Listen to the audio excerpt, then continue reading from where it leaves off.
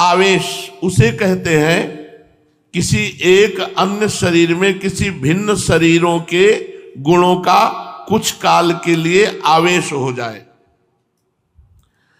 प्राय लोक में अगर आवेश आता है तो भूत प्रेत का आता है, भगवान का आवेश तो आता नहीं है।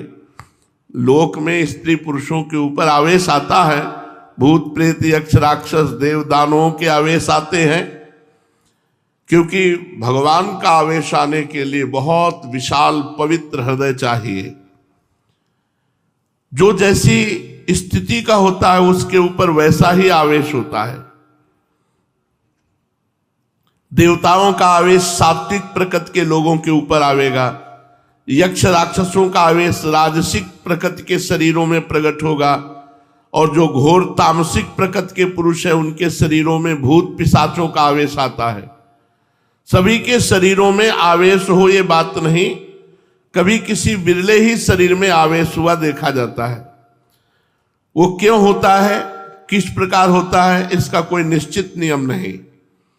जिस देव दानव अथवा भूत पिशाच ने जिस शरीर को अपने उपयुक्त समझ लिया उसी में प्रवेश करके अपने भावों को व्यक्त करता है, नाम जापक के ऊपर नहीं आएगा। एक बार हम एक आश्रम में खंडहर था जंगल में गंगा के किनारे, तो वहां हमें रोका गया कि यहां मत सोना, यहां भूत रहते हैं। हमारा जिद्दी स्वभाव था, जहां रोक दिया जाता था वहां रुकते नहीं थे, देखते थे क्या होगा। तो एक इतनी छोटी सी टार्च और दुप दुप वाली घड़ी, ये दो चीज जरूर रखते थे। तो टार्च रास्ता देखने के लिए, घड़ी समय देखने के लिए कि कितना हो गया। आराम से जाकर के वहां आसन लगाया और लेट गए खंडहर में। कोई भय नहीं रहता था क्योंकि खूब गंगा जी की कृपा थी। गंगा जी की कृपा से भय नाम की चीज नहीं रह गई थी, क्योंकि कदम कदम पे स्मशान लाशें सब तो सब दिमाग में रम गया था, और गंगा किनारे रहते थे इसलिए कोई भय नहीं रह गया था। उन लोगों ने रोका और वो आश्रम में रुके हुए थे, वहां कोई नहीं टिकता था। वहां जाके आसन लगाया, वहां भूत था।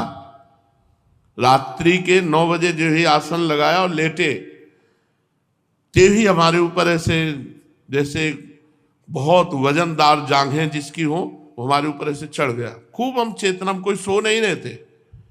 ऐसे हाथ किया तो पीछे से जटाएं उस समय भी थी, उस समय तो और घनीभूत जटाएं थी, तो पीछे से हमारी जटा पकड़ ली।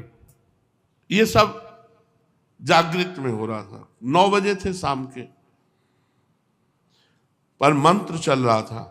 फिर एकदम खाली उठे, हम कहा नहीं ये हमारा भ्रम है, ऐसा नहीं हो सकता कि हम नाम जप कर।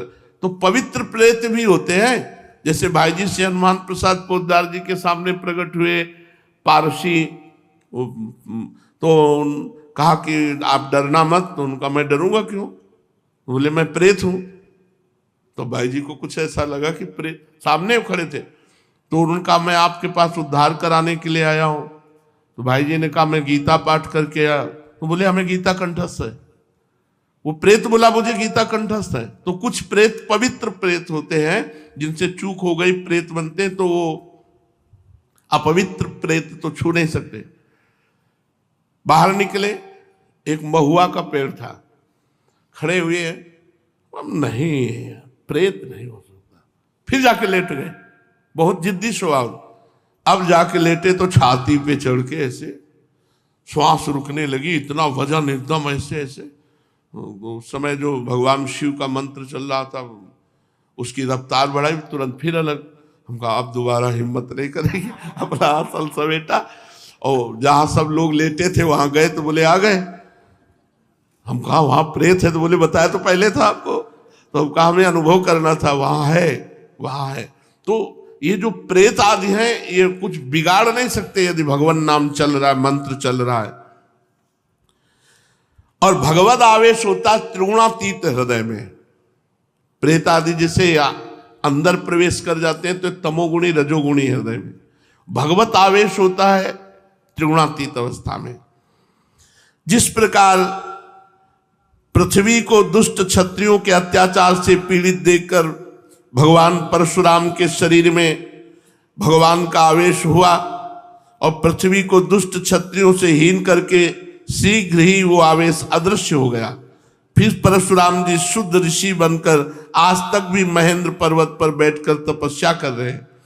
इसी प्रकार आवेशावतार किसी विशेष कार्य की सिद्धि के निमित्त होता है, अधिक दिन तक ठहरता नहीं। द्रौपदी के चीर खींचने पर भगवान का चीरावतार भी हुआ था, पर वो थोड़ी देर के लिए द्रौपदी की लाज रखकर वो अदृश्य हो गया।